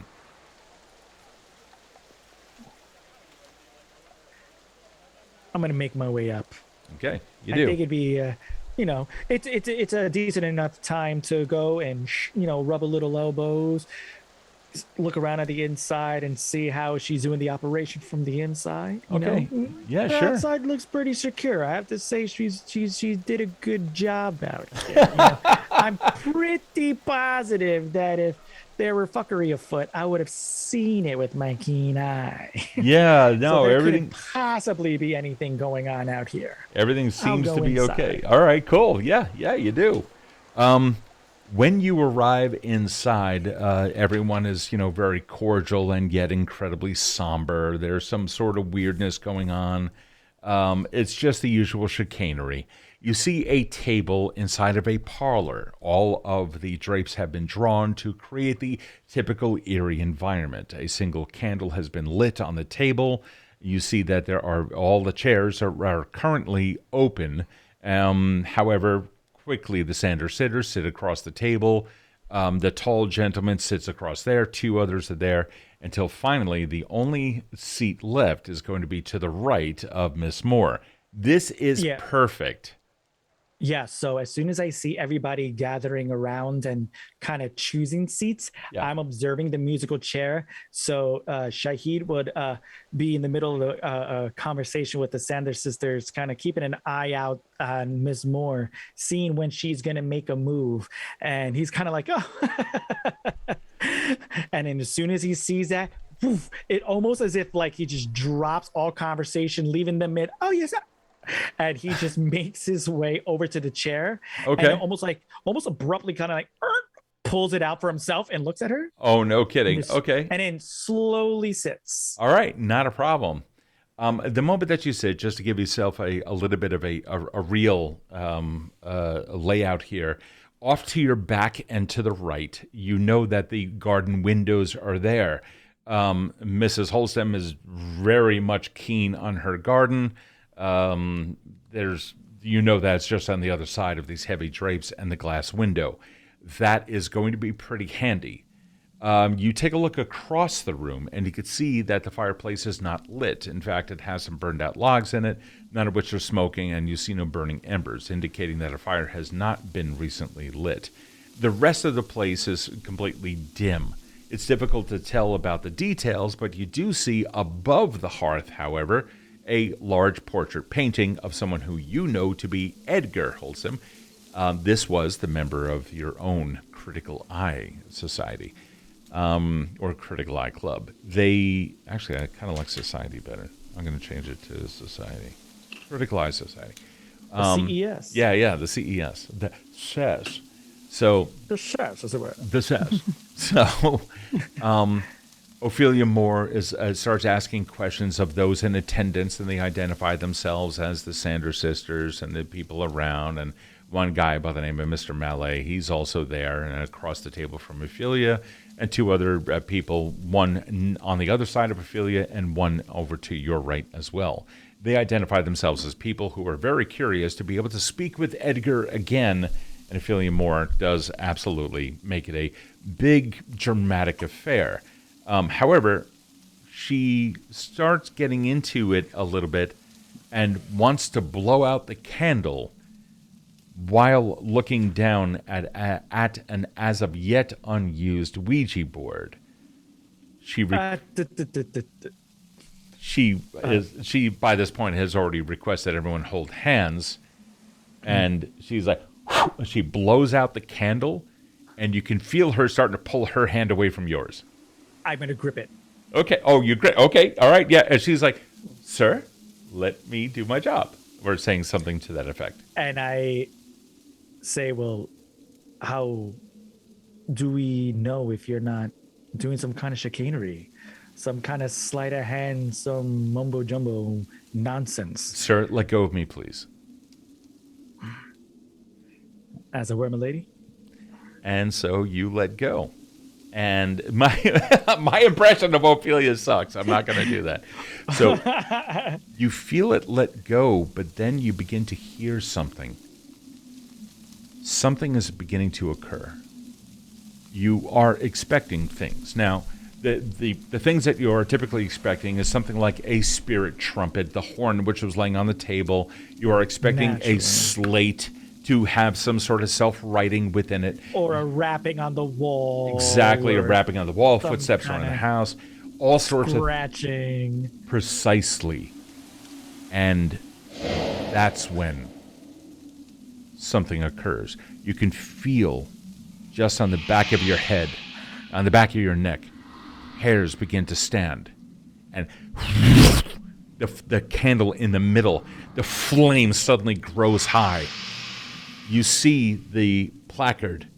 Now it's a double-faced slate in a wooden frame facing each other, a piece of chalk somewhere in between, and you can hear it like a writing taking place. And then you look over at Malave, and you can see his eyes have rolled in the back of his head. His head lolls back for a second, and something else starts coming out of his mouth. You see an entire carpet of insects beginning to come out, accompanied by a fog of some sort. It leaks out over to the table, and millions of little insects start coming around all over the place. There are screeches and screams from the Sanders sisters. They don't know what the hell is happening. Ophelia Moore is trying to tell Malave, I've got this, and Malave is just doing his thing. The planchette on the Ouija board. I kind of stand and I back up slightly and making gestures as if I'm trying to see where this is coming from. I just can't explain this. Yeah, you do. And as you do, you stand up and something you recognize, a feeling. Something is there. You recognize that presence. You even lock out the sounds outside of you just for a quick moment. You understand that whatever it is that's doing this, while it is external to you, you hear something in the distance that you've heard before. It's a screech of some kind. As the mist comes out of Malave's mouth, you can feel an extension within yourself, using his innards, creating a frost-like effect inside. You understand that something in you is doing it. Your eyes begin to cloud over a little bit, and your ears open up to other worlds, something else that is happening all around you. You begin hearing voices. You begin hearing growls. You begin hearing the rain on the outside. You can feel the mist leaking out of Malave's mouth. And then a scream of a woman snaps you back for a moment, and you see Miss Holdstem standing there in the middle of the room. Voices had occurred or something. You can hear some kind of an echo. Edgar's voice, who you've known, begins to drift off, and you see her immediately pass out on the floor. It's awesome. And I immediately rush over to her and got onto one knee, and I... somebody, a rag, water, something. It's the one of the guys goes off and gets some water and what have you. At this point, while you were in there, you kind of get the sense that your old friend, you sent a letter to Grungnir, who is a doctor. He hadn't yet arrived. You take a look around. You don't see the dwarf anywhere around you. I stand up immediately and I look directly at Ms. Moore and I say, I shall return. I'm going to retrieve a doctor.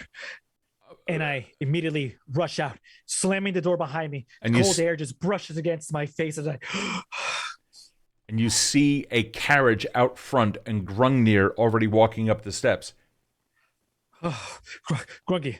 And I grab him by his chest. Come. And you start going with him.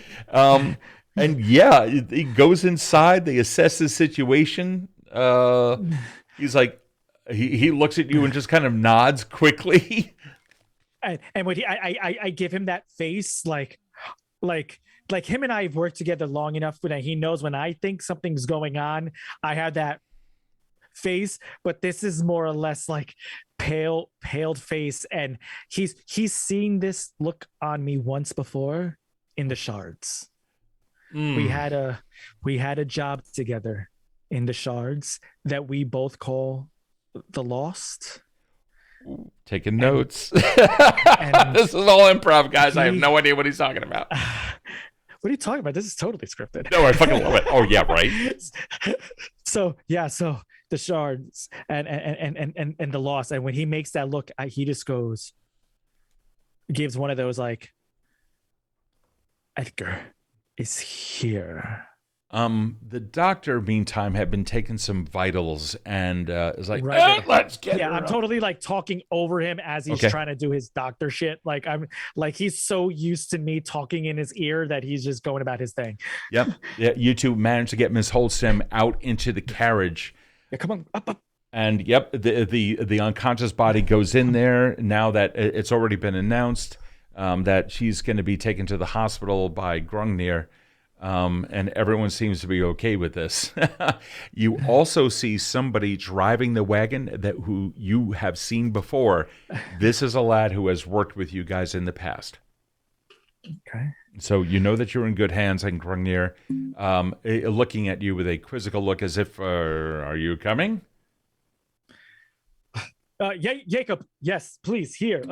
And the entire carriage lurches forward for a second. And he's like, hi, hey! Yes.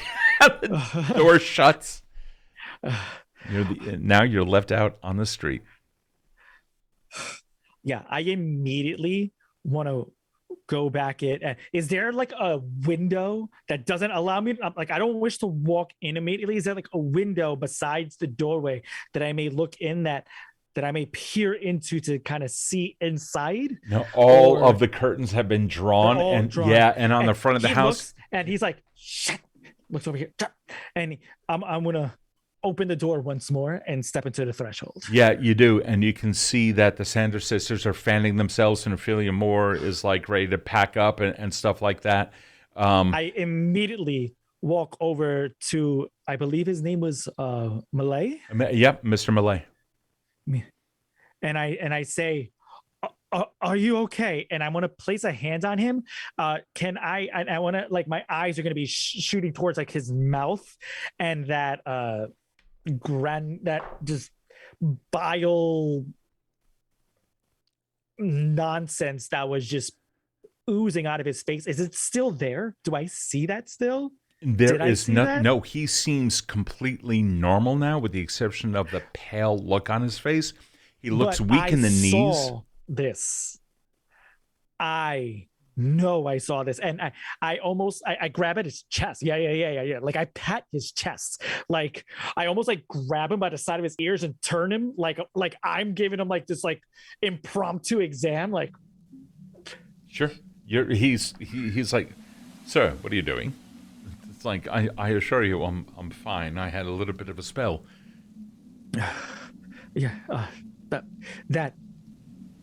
The Sanders sisters are trying to usher everyone out. I give him one of those, and I turn and I look to the Sanders sisters, and I make sure they're okay as well. They're fanning themselves. They're kind of like, we need time, and Ms. Holsom's home should not be occupied by strangers. Absolutely. Please allow me to escort you out. Yeah, and they go out. Another carriage. I give one quick back glance out towards Ophelia, who is. Yep, go ahead. Yeah. Please, no. Please, what were you going to say? Because that might have what I'm about to ask. So you're at the door. You see. Yeah, walking out, and I'm giving her one of those. You see into the parlor, but you can only see the left side of her, and she seems to be saying something to Malave, and like scratching her head or what have you. Yeah, once I noticed that scratch, I'm like, oh. And I kind of, he kind of, puts a pin in that thought. Okay. And continues to make his way out with the ladies. Okay. Yeah, the ladies are now walking. The ladies are now walking across the street to their own carriage, and the driver has already gotten out and opened up the doors for them. I assist them in making their way in. Okay. And just kind of give a little tip of the hat, and I give a little nod to their carriage driver so they know that they are loaded in safely and ready to be escorted out. Absolutely. The wagon goes away safely, Everything is fine. Fallon Drift has given over to the night air and a nice cool rain. Until finally, it begins to drift off, and you hear crickets coming back. You can see from across the street, while you're in the shadows of the night, you can see Ophelia Moore, a wagon has come up, and Ophelia Moore gets inside of that wagon. Do I recognize the driver, perhaps, or... Not offhand, no. Looks to be like a standard carriage driver, turning around, opening up a window, and saying Does it something look like to a them. city carriage or a personal carriage? Personal carriage. Which would indicate that she's a person of means.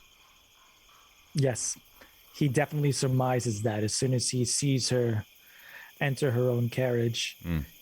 Does he note anybody following her? No.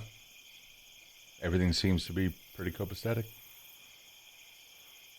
Shahid kind of nonchalantly kind of makes his way to a lamppost and kind of leans against it. Okay. Yeah. Just in case the carriage, were to pass. Sure. He dips his hat a little low to be unrecognizable and kind of... As you do. See. Sure. And Fallon Drift at night, you can see the lamplighters coming around, a wagon, all the way down the block. Slowly, the gas lamps are being lit.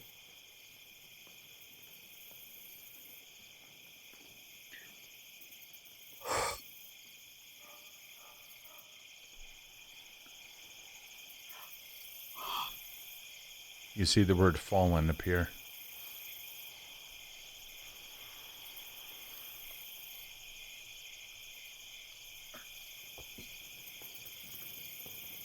You're pretty certain that you saw something else in there too.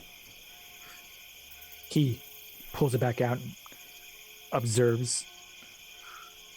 You blow again. You see the word drift appear. And yet you know that there are about 3 other words here. You can already see the word fallen beginning to disappear and be replaced with something else. Those bells Yeah. that I'm hearing, is that from the same church? Nearby churches. Combinations of them ringing in the 9 o'clock hour. And I'm observing 9 rings? Sure.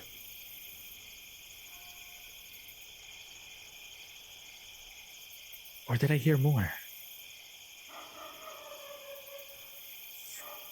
Fallen. Why would this say fallen drift? You recognize that fallen and drift were 2 words at the top of the mirror. About another 3 are down below that have yet to be read. it's Every like time he just tells himself, like, how is there more? You could see 2 words appear. It says Ludgrave and then Park under that. You know where Ludgrave Park is. It's in the south. Yeah, Ludgrave. Yeah. The southeast, of course. Right. So, Ludgrave Park. And then there was 1 more under that. 1 more And I word. observe. Yep. You take a look. And this one, as your breath appears, at first, the moisture of your breath covers and exposes, or rather suggests that nothing was written there. And then you can see a word beginning to form as if it were being written by a spectral hand. M-I-D-N-I-G-H-T.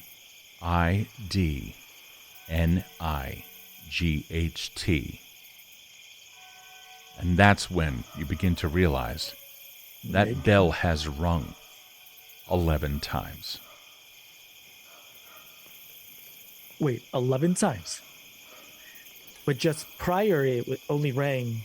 9. It was 9? Shahid, you're doing it again. Get a hold of yourself, man. You're a gentleman and a scholar. Meanwhile, to confirm your suspicions, you take a look around, and you can see All of the gas lamps down the block where you are and continuing down are fully lit.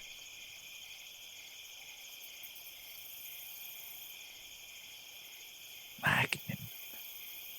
Fallen Drift. Ludwig. Ludgrave Park. Ludgrave. Ludgrave Park. Ludgrave. Midnight. How long do I surmise it is from where I am now to Ludgrave Park? It's probably, let's see, from where you are, it's probably about a half hour, 45-minute walk. Knowing my silly ass, it'll probably take an hour and a half today. I'm going to head my way there now. Okay, yeah, you begin to walk. As you do, there's a couple of areas there that you know you're going to end up coming through that may be a little bit less savory. Nonetheless, you already know that where you are, 23 Winslow Street, is already in the south of Mendington. And directly to the south of that is another district known as Dredgen Graves. Dredgen Graves is the remaining of a hollowed-out husk of burned-out buildings that, in this area, having been regrown. You manage to take a couple of paths on down, and or rather some side streets, first crossing the main street. And then you come into another district, which is adjacent to it, called Ashwater. This area is still burned out. It was never rebuilt. It is called Ashwater because every now and then, while the fire that took out this entire area was over a long time ago, ash still seems to pollute any runoff water that comes through here during the rains. You manage to come through the area and you can see a couple of guys hanging around taking a look at you. I observe them. I make sure I make direct eye contact with them. Are you going for diplomacy or intimidation on that? Intimidation. Roll 100% intimidation. it. Yeah, man, roll it. Let's see what you got. I'm going to use an urchin for that. What did you roll? It was a 9, but it doesn't matter because I rolled a 10. So we're going. Well, so I give them my best intimidating look.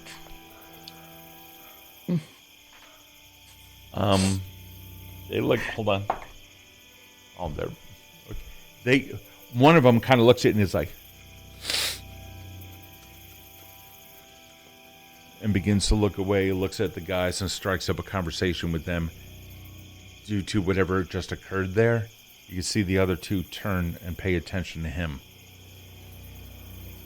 The gas lamp, now at your back, casts a very long shadow of you walking down the way. The shadow is extending further and further along, even though you are walking further and further away from the light. It seems to grow in strength and in contrast. Against the brown-gray cobblestone streets, you can see your shadow becoming wider. Looking back at the men real quick, you can see one of their eyes is completely open, and with a shaking hand grabbing the other two and forcing them inside of the building with a slamming of a door immediately behind them. You end up walking through the rest of Ashwater. You pass by a pub known as the Goose and the Gander, cross a main thoroughfare, continue in a southwesterly direction, and then turn left down a main avenue in another district known as Wayton Station. You see people coming in and out of alleyways, all of them steering eyes clear of you. You see nothing has transpired. You look in your hands, the same thing as the vision. Everything is fine. You look at your hand as it touches up on the silver-headed cane that you have. Nothing is there. Then you come across a man who's lying in the middle of the street and another who's on a sidewalk. Apparently, some kind of damage has been done to them. And you see another from across the street race over and pick up those two and hurry off into an alley. They are not paying any mind to you at all. They looked like they were in duress? Did they look roughed up? No, they looked a little bit on the roughed up side. As a matter of fact, you were able to see like blood coming out of one of their ears. And this is how you found them. This is not because of you. Yeah. I kind of gave a side by side across the street. The alleyways, the streetways. Right. You don't see anything there. I keep walking forwards. You do. You complete your trek through Waiting Station. You come across an area that you know is the corner of a section known as the Rips. You've got some people hanging out on street corners, looking directly at you, nonplussed, arms crossed in defiance against the night air of Fallen Drift, begging for some kind of a trouble. This is the Rips. You know anything that comes in here is not going to leave unchanged. Shahid knows exactly where he is at this moment, and what he does is he actually kicks back his jacket a little bit, kind of allowing himself a little more mobility. And he was using originally his cane to aid his walk, but as soon as he walks there, he just slowly takes it and places it over his shoulder. His thumb goes in a belt loop in his pant, and he starts to whistle a little tune and just makes his way through. He kind of knows his way around these types of individuals and knows that any sign of weakness makes you a victim. And that is something that he's definitely not. You mark who's there. They're all looking at you, arms crossed, one foot up against the building, watching, all three of them unmoving as you go passing by. And as you turn right to continue into Wayward Station and stay out of the Rips area, you can hear their murmurs of their chat. You find the cause to look back in the reflection of something nearby, just in case they're tailing you. Absolutely. No, they're still there, leaning up against the building. You're fine. You turn left down another alley, about another block and a half away. About 2 blocks away, rather. Down a street, rather, not an alley. And you come down into the intersection of Mason's Crawl, Slight Tom's Hold, and the station where you are now. You know that it's only 1.5 blocks beyond this in order to get into Ludgrave Park.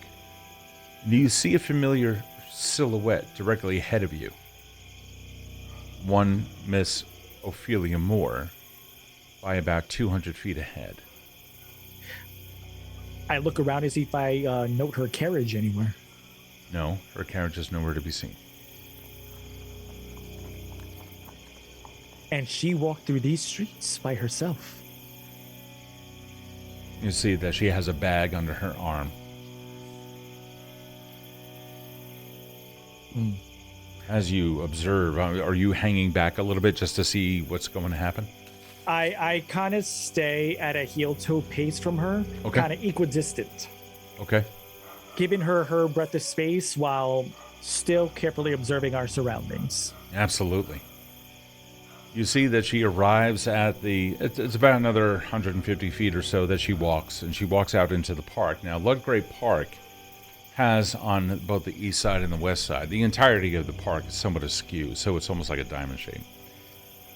On the entirety of the park, on both the east side and the west side, it's made up of benches.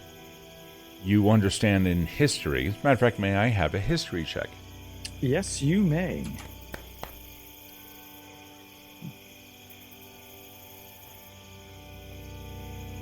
An 18. Yeah. The western portion of Ludgrave Park, formerly known as Burger Row, colloquially known as Beggar's Row. Beggar's Row. Yeah. Right. You know that had been burned down. So did Mason's Crawl at one point. All of this had been completely burned down during a great fire some time ago. All of it has also since been rebuilt. The fountain in the middle of Ludgrave Park has not seen water in it in quite some time, and tonight is simply no exception. Judging by the large clock on the church, which is about 2 or so districts over. Burgers Row is mainly low housing areas, more like tenements. You can tell that it is about 5 minutes to midnight. She's arrived, and she's also taking a look there, and is greeted by what appears to be an elderly gentleman who has taken off his hat, nodded, leaning on a cane, and continues to talk and talks with her a little bit. I want to observe my surroundings. Is there anybody else there of note, like that are paying attention to them, I should say, and me potentially approaching? Yeah, give me a perception check. Let's find out.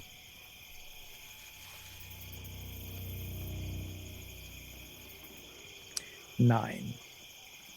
You see that there are plenty of people, most of which are asleep on the benches.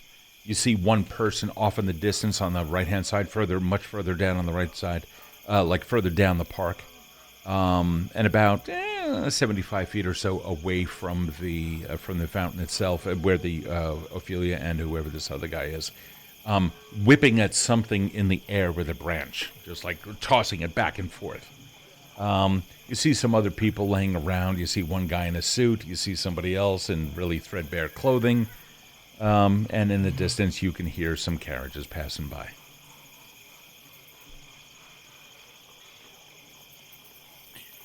Shahid kind of takes in his new surroundings. I definitely see, of course, Ms. Ophelia Moore speaking with some individual. Yeah, an elderly gentleman by the looks of it. He's trying to recall that word that he saw that started with an M. Where did you see it? I believe you said it was something that he observed within the glass. Oh, something that started with an M. Midnight. Midnight. Oh, midnight. Sorry. Oh no, you're good. Okay. I'm going full method with Shahid apparently. So. That's awesome. That's awesome. Oh man, Shahid. Midnight. Of course midnight. Right, so still thinking out loud, trying to make sense of why he's here. Midnight. I'm here. Clearly it's not midnight. Dried one rum furry. You run that past your head or through your head? I do. Okay. You can see out of the... Actually, hold on. Let me see here. Yep. Out of the corner of your eye, there's some movement off on the right. I look. You see a small girl. A homeless girl. Typical of these parts. No shoes or anything like that. Long hair. Brown. I carefully make my way over to her so I don't seem too intrusive. Okay. And a safe distance from her where I'm gauging her comfort level. I don't want to go right up to her, but I definitely want to approach. And Shahid gets this kind of glazed look in his eyes. He takes a knee, just looking at her. Pausing about 25 feet away or so, she kind of looks at you and slowly comes forward, tentatively with a hand out, looking for food or coin. You take a look in the back and you can see a couple of adults leaning up against the building. He reaches into his pocket and he knows he only has one solitary coin left. She's standing right in front of you. And it's not even a question. When he grabs it, he feels it, and he could feel the moment in the pit of his stomach, and he reaches in and give it to her. Places it in her hands. Absolutely, absolutely. Her jaw unhinges, grows a foot wide.